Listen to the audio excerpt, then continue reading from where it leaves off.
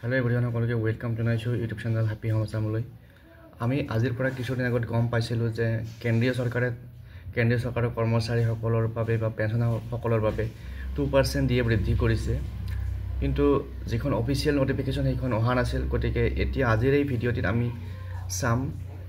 কেন্দ্ৰীয় চৰকাৰৰ যিখন অফিচিয়েল মেমোৰেন্ডাম বা অফিচিয়েল নোটিফিকেশন সেইখন আহিছে আৰু এই নোটিফিকেশনখন আমি গম পাম কিমান পাৰ্চেন্ট দিয়ে বৃদ্ধি হৈছে বা কেতিয়াৰ পৰা ইফেক্ট হ'ব আৰু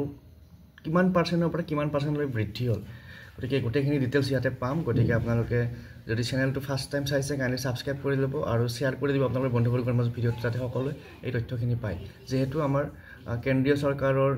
নীতি নিৰ্দেশনা মতে আমাৰ অসম চৰকাৰৰ দিয়ে বৃদ্ধি কৰা হয় বা আমাৰ ৰাজ্য চৰকাৰবিলাকৰ দিয়ে বৃদ্ধি কৰা হয় গতিকে এই ভিডিঅ'টো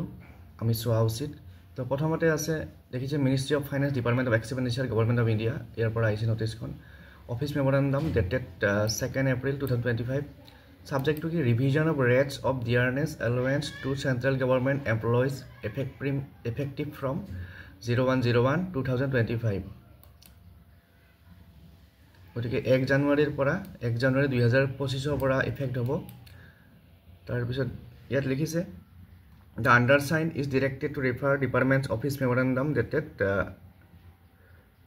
date to the 21st October. The subject mentioned above and the said that the President is pleased to decide that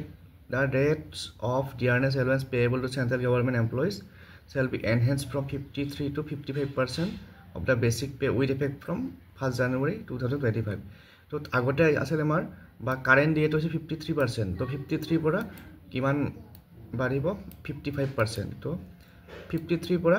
55% লৈ বৃদ্ধি হ'ব আৰু ইফেক্ট হ'ব 1 জানুৱাৰী 2025 ৰ পৰা তাৰপিছত নেক্সট কি লিখিছে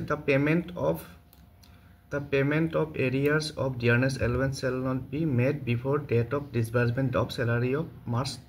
2025 আৰু এইখন কেন্দ্ৰীয় চৰকাৰৰ কৰ্মচাৰীসকলৰ ক্ষেত্ৰত এই ৰুলটো লাগু হ'ব বা ইফেক্ট হ'ব যে প্ৰথমতে মাৰ্চৰ স্যালাৰি ৰিলিজ কৰা হ'ব তাৰ পিছতে এৰিয়াৰ বিলাক ৰিলিজ কৰা হ'ব গতিকে এইখিনি আছিল আমাৰ কেন্দ্ৰীয় চৰকাৰৰ পৰা অহা যিখন ডিএ সম্পৰ্কীয় নিৰ্দেশনা আশা কৰিছো আমাৰ অসম চৰকাৰৰ এই ডিএ নিৰ্দেশনা সোনকালে ৰিলিজ হওক আৰু আমাৰ কৰ্মচাৰীসকল তেতিয়া লাভান্বিত হ'ব গতিকে আজিৰ ভিডিঅ'ত এইখিনি ইনফৰমেশ্যন শ্বেয়াৰ কৰিলো নেক্সট ভিডিঅ'ত এনেকুৱা ৰিলেটেড কৰ্মচাৰীৰ লগত জড়িত বিষয় লৈ পেলাই পুনৰ আহিম চেনেলটো আপোনালোকে চাই থাকিব আৰু শ্বেয়াৰ কৰি দিব আপোনালোকৰ ফ্ৰেণ্ড সাৰ্কেলৰ মাজত যাতে সকলোৱে এই ইনফৰমেশ্যনখিনি পায় বা আহিবলগীয়া ইনফৰমেশ্যনবোৰ পাই থাকে পুনৰ লগ পাম থ্যাংক ইউ